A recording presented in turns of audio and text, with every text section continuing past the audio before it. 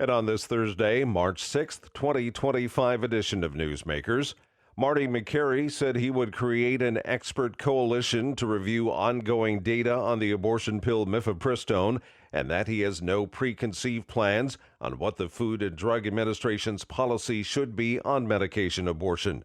McCary told the Senate Health Committee at his initial confirmation hearing that he would take a solid, hard look at the data and meet with the professional career scientists who have reviewed the data at the FDA. Republican Senator Bill Cassidy had asked McCary whether he supports reinstating requirements that mifepristone be dispensed in person. The FDA has been facing mounting pressure from pro-life groups to restrict mifepristone following legal battles over access. Missouri Attorney General Andrew Bailey is serving Planned Parenthood a notice of intent. KCTV reports the notice indicates that medication abortions still violate Missouri law despite a Jackson County judge's recent ruling. Bailey says Planned Parenthood performed chemically induced abortions without an approved complication plan to treat the 5% of women who could need emergency services. Arizona's 15-week abortion ban is no more. A Maricopa County judge blocked the law this week, labeling the 2022 ban as unconstitutional.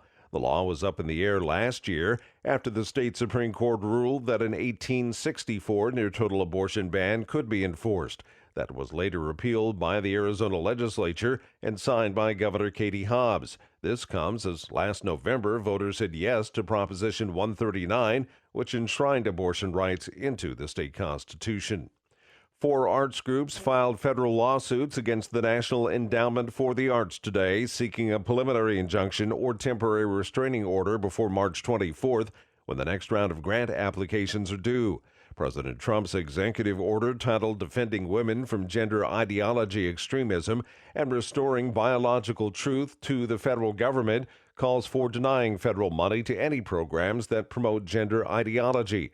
The American Civil Liberties Union argues on behalf of the Rhode Island Latino Arts, National Queer Theater, the Theater Offensive, and Theater Communications Groups that the NEA's new certification requirement and funding prohibition violates the First Amendment, the Administrative Procedure Act, and the Fifth Amendment. Pope Francis remains in stable condition with no new respiratory crisis or fever and worked from the hospital today as he recovered from double pneumonia. The Vatican said given the stability of his condition, doctors said they didn't expect to provide a new medical update until Saturday.